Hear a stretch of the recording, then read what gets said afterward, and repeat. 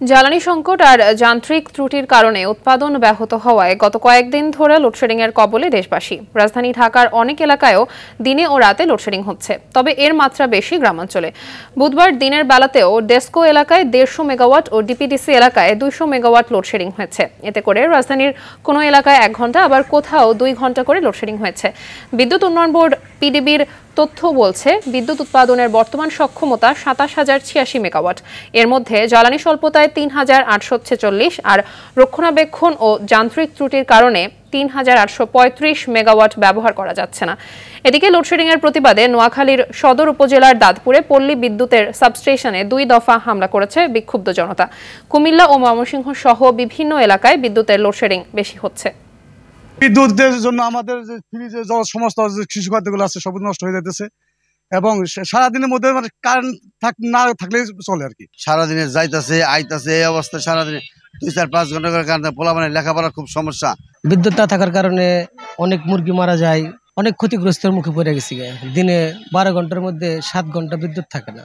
আমাদের প্রোডাকশন হচ্ছে না ঠিক মতন, 1 ঘন্টা থাকে, 1.5 ঘন্টা থাকে না, এরকম প্রচুর আমাদের প্রোডাকশনের ক্ষতি হচ্ছে। 3-4 ঘন্টা করে বিদ্যুৎ থাকে না, আমরা গ্রামে অরান পেরেশানি হয়ে যেত। ভালোভাবে যদি বিদ্যুৎ দেন তাহলে এই কথা বলেন, আর যদি না দেন তাহলে একবার বন্ধ করে দেন। দর্শক, তীব্র লোডশেডিং এর বিষয়ে জানাতে রংপুর থেকে সরাসরি যোগ দিচ্ছেন সহকর্মী জাহাঙ্গীর আলম বাদল।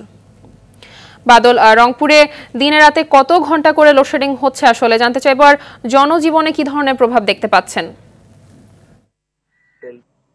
মাহবুবা, আমরা দেখেছি যে গত কয়েকদিন থেকে অব্যাহত লোডশেডিং এর কারণে আসলে চরম দুর্ভোগে পড়েছি আমরা নগরবাসী। পাশাপাশি রংপুরের যে 8টি উপজেলা রয়েছে এবং 8টি বিভাগের যে 8টি জেলা রয়েছে, আসলে এখানে চরম একটা অবস্থা বিরাজ করছে লোডশেডিং এর কারণে। আমরা ইতিমধ্যে লক্ষ্য করেছি যে আসলে শহরের তুলনায় গ্রামে কিন্তু লোডশেডিং অনেক বেশি হচ্ছে, কারণ আমরা দেখেছি 24 ঘন্টার মধ্যে প্রায় 8 ঘন্টাই বিদ্যুৎ থাকছে, বাকি কিন্তু আসলে সময়টা বিদ্যুৎ থাকছে না। কারণ এখানে যেটি নেস্কো রংপুরে শহরে বিদ্যুৎ সরবরাহ করছেন, তারা বলছেন যে তারা চাহিদার তুলনায় অনেক কম পাচ্ছেন, যার কারণে শহরে আমরা দেখেছি সর্বোচ্চ 10 ঘন্টা পর্যন্ত বিদ্যুৎ থাকছে, বাকি আসলে 14 ঘন্টায় কিন্তু বিদ্যুৎ থাকছে না। যার ফলে এখানে শিল্প অঞ্চল থেকে শুরু করে শিল্প কারখানা এবং সাধারণ ব্যবসা যারা করছেন সবাই কিন্তু একটা অনিশ্চয়তার মধ্যে আসলে জীবনযাপন করছেন। বিশেষ করে এই বিদ্যুৎ না থাকার কারণে গত কয়েকদিন থেকে তীব্র তাপদাহ চলছে রংপুর জুড়ে।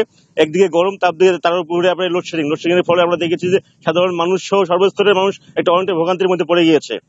আমরা দেখেছি বিশেষ করে এই সময় যে আসলে আমন মৌসুমে কিন্তু রংপুর অঞ্চলে বৃষ্টি অনেক কম হচ্ছে, কিন্তু তাপমাত্রা অনেক বেশি, যার কারণে কিন্তু ফসলের ব্যাপক ক্ষতি দেখা দিয়েছে।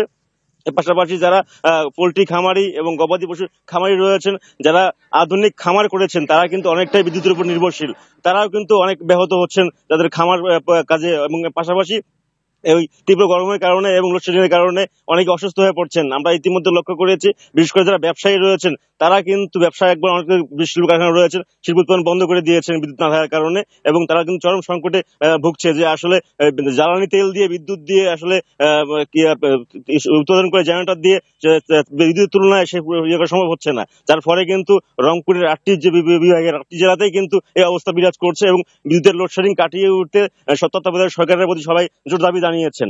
আপাতত এই ছিল আমার কাছে রংপুরের লোডশেডিং এর সর্বশেষ খবর। ধন্যবাদ আপনাকে।